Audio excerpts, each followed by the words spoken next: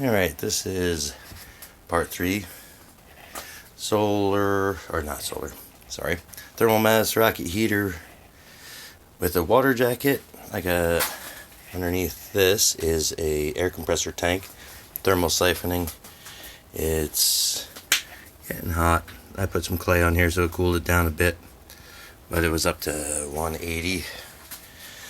So eventually I'm going to put a pump and a heat register inside the house.